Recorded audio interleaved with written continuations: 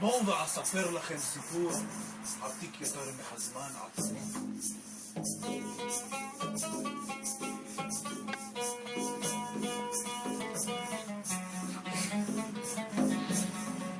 הסיפור שלנו מתחיל עמוק עמוק בארצות תימן.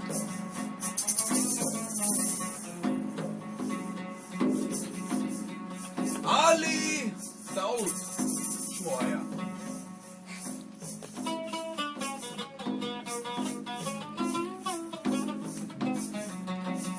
עלי דאוד היה נשוי לפאיזה.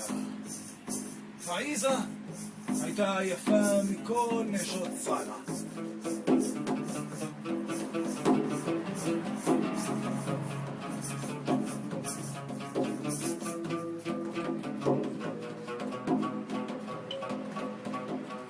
יום אחד בעודו הולך למערת הקסמים אמר ססמי וואלה ייפתח. פתאום אסון.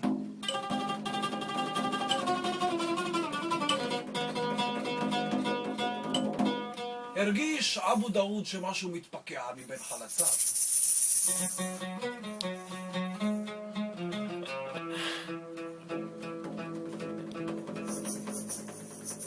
מבין חלציו פתאום פקע חרה בכל עבר.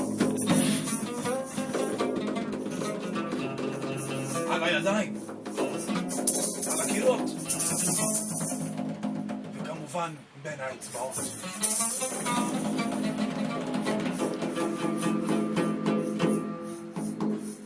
אבו דאוד נכנס לפניקה.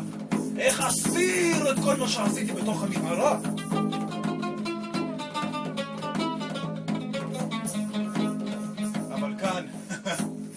כאן נכנסת לתמונה פאיזה אל-כתמה אל-נזיה.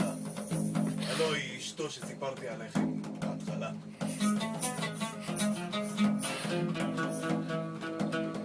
חיש מהר נכנסה היא למערות הקסמים עם עבורה את סיסמת הכניסה סום סום יעני ייפתח.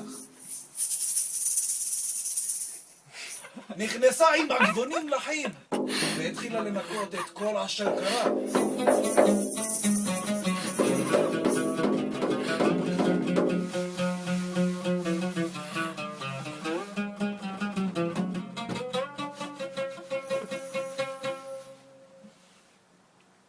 הסיפור שלנו ממשיך כאשר רצה לצאת החוצה אל כיכר העיר ושמע את כל מה שהופץ נגדו.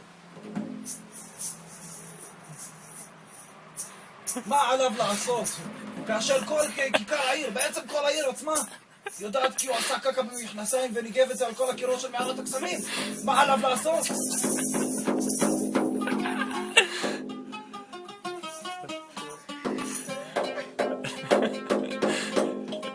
משהו איננו יודע, זה שפאיזה אבו אל-כתמה הקדושה ביודעה שזאת התוצאה שהולכת לקרות עשתה מעשה שאין לעשות ונקטע אחרי בעלה.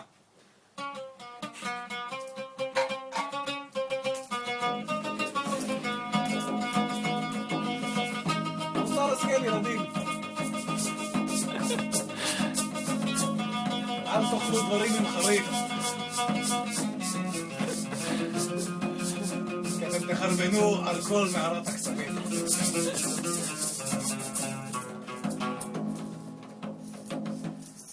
שבוע טוב, שגלעד שליט יחזור.